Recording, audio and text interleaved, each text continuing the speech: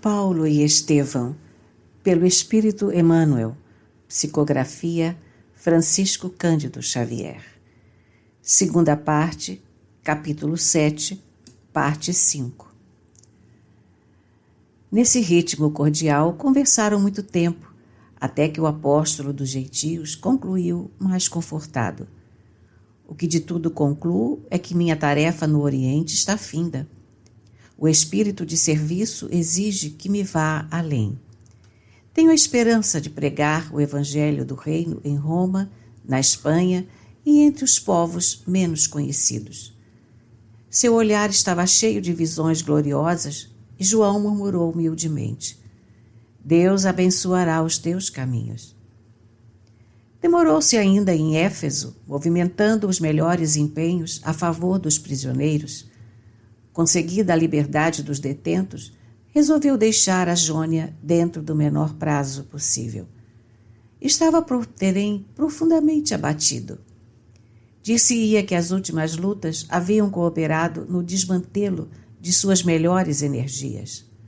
Acompanhado de alguns amigos, dirigiu-se para Troade, onde se demorou alguns dias, edificando os irmãos na fé. A fadiga, entretanto, acentuava-se cada vez mais. As preocupações enervavam-no. Experimentava no íntimo profunda desolação que a insônia agravava dia a dia. Paulo, que nunca esquecera a ternura dos irmãos de Filipos, deliberou então procurar ali um abrigo, ansioso de repousar alguns momentos. O apóstolo foi acolhido com inequívocas provas de carinho e consideração. As crianças da instituição desdobraram-se em demonstrações de afetuosa ternura. Outra agradável surpresa ali o esperava. Lucas encontrava-se acidentalmente na cidade e foi abraçá-lo. Esse encontro reanimou-lhe o ânimo abatido. Avistando-se com o amigo, o médico alarmou-se. Paulo pareceu-lhe extremamente debilitado, triste, não obstante a fé inabalável que lhe nutria o coração e transbordava dos lábios.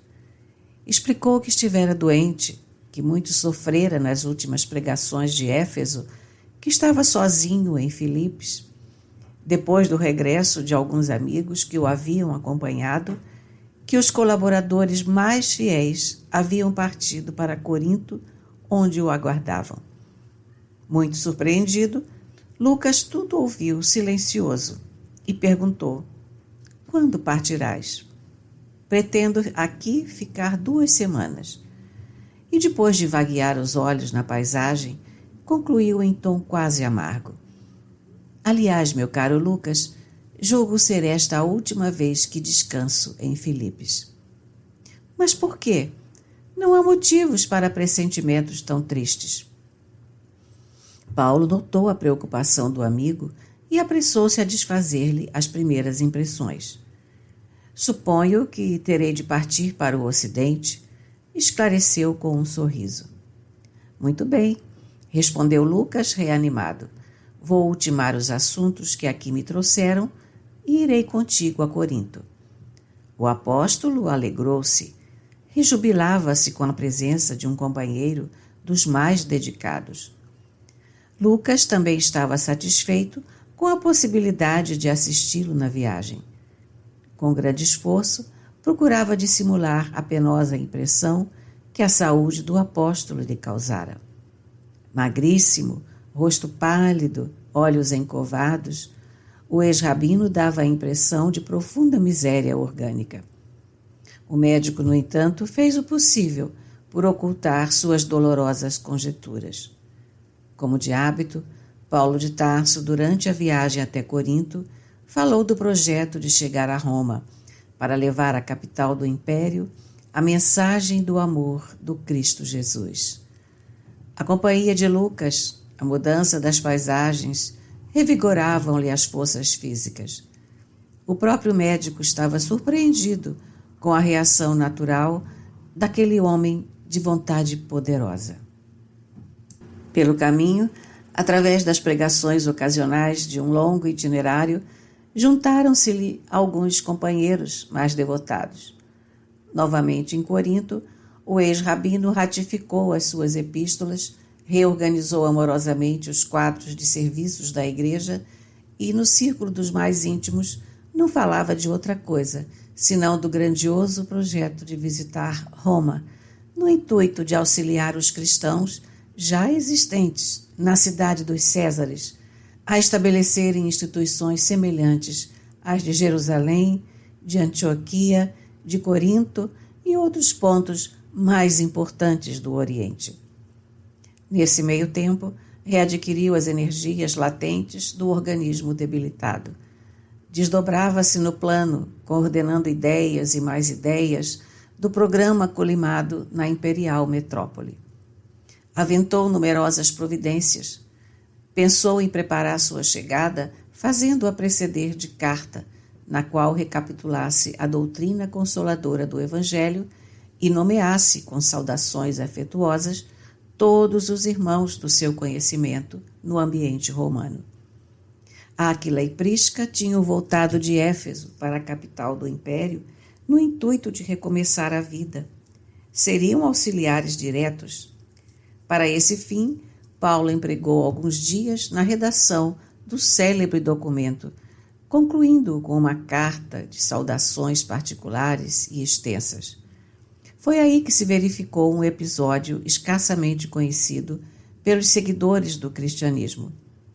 Considerando que todos os irmãos e pregadores eram criaturas excessivamente ocupadas nos mais variados mistérios e que Paulo custaria encontrar portador para a missiva famosa, a irmã de nome Febe, grande cooperadora do apóstolo dos gentios no porto de Cencreia, comunicou-lhe que teria de ir a Roma em visita a parentes e se oferecia de bom grado a levar o documento destinado a iluminar a cristandade póstera.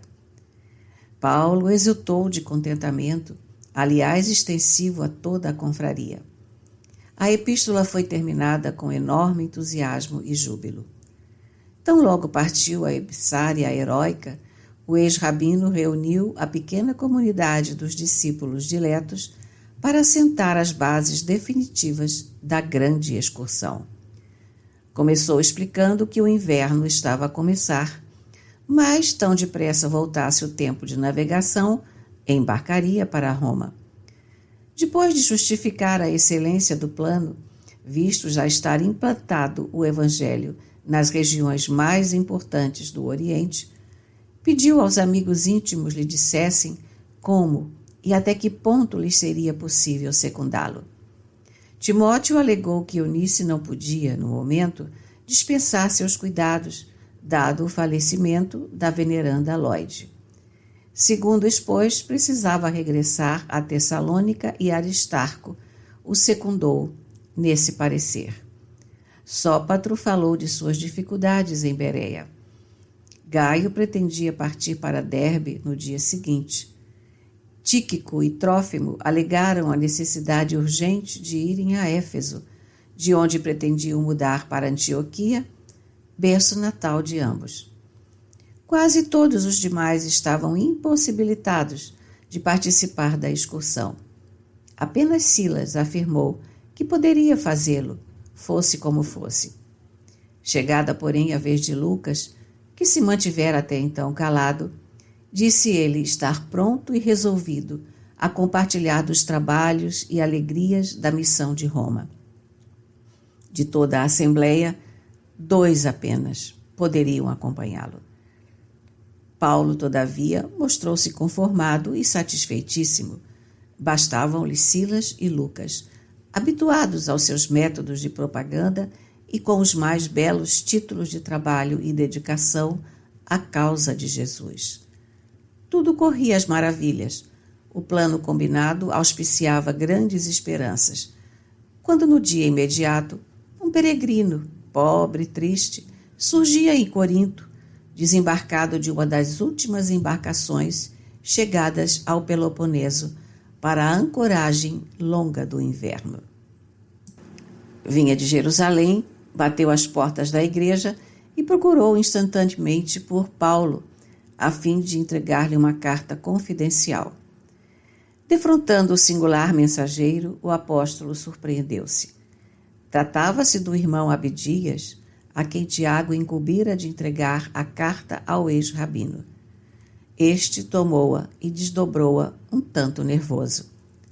À medida que ia lendo, mais pálido se fazia. Tratava-se de um documento particular da mais alta importância. O filho de Alfeu comunicava ao ex-doutor da lei os dolorosos acontecimentos que se desenrolavam em Jerusalém. Tiago avisava que a igreja sofria nova e violentíssima perseguição do Sinédrio. Os rabinos haviam decidido reatar o fio das torturas infligidas aos cristãos. Simão Pedro fora banido da cidade. Grande número de confrades eram alvo de novas perseguições e martírios. A igreja fora assaltada por fariseus sem consciência e só não sofrera depredações de maior vulto em virtude do respeito que o povo lhe consagrava. Dentro de suas atitudes conciliatórias, conseguira aplacar os ânimos mais exaltados, mas o Sinédrio alegava a necessidade de um entendimento com Paulo a fim de conceder tréguas. A ação do apóstolo dos gentios, incessante e ativa, conseguira lançar as sementes de Jesus em toda parte. De todos os lados, o Sinédrio recebia consultas, reclamações, notícias alarmantes. As sinagogas iam ficando desertas. Tal situação requeria esclarecimentos. Baseado nesses pretextos, o maior tribunal dos israelitas desfechara tremendos ataques contra a organização cristã em Jerusalém. Tiago relatava os acontecimentos com grande serenidade e rogava a Paulo de Tarso não abandonasse a igreja naquela hora de lutas acerbas. Ele, Tiago, estava envelhecido e cansado. Sem a colaboração de Pedro, temia sucumbir. Pedia então ao convertido de Damasco fosse a Jerusalém, afrontasse as perseguições por amor a Jesus, para que os doutores do Sinédrio e do Templo ficassem bastantemente esclarecidos. Acreditava que lhe não poderia advir nenhum mal, porquanto o ex-rabino saberia melhor dirigir-se às autoridades religiosas para que a causa lograsse justo êxito. A viagem a Jerusalém teria somente um objetivo: esclarecer o Sinédrio como se fazia indispensável. Depois disso, que Tiago considerava de suma importância para salvar a igreja da capital do judaísmo, Paulo poderia voltar tranquilo e feliz para onde lhe aprouvesse.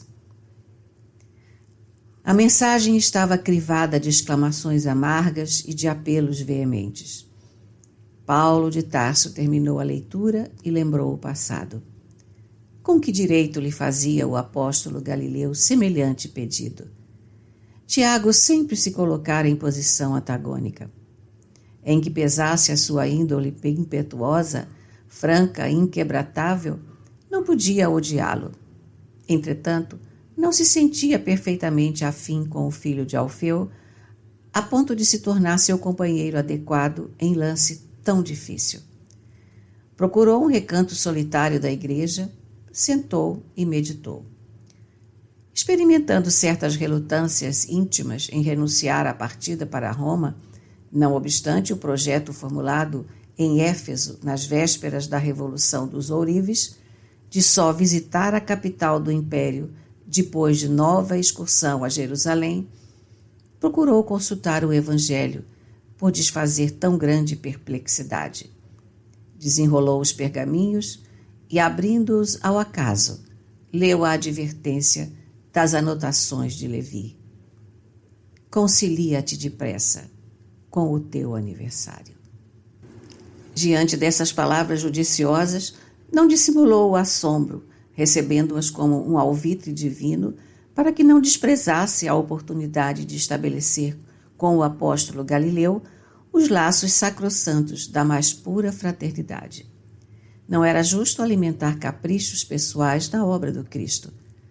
No feito em perspectiva, não era Tiago o interessado na sua presença em Jerusalém. era a Igreja, era a sagrada instituição que se tornara tutora dos pobres e dos infelizes. Provocar as iras farisaicas sobre ela não seria lançar uma tempestade de imprevisíveis consequências para os necessitados e desfavorecidos do mundo? Recordou a juventude e a longa perseguição que chegara a mover contra os discípulos do crucificado. Teve a nítida recordação do dia em que efetuara a prisão de Pedro entre os aleijados e os enfermos que o cercavam, soluçantes.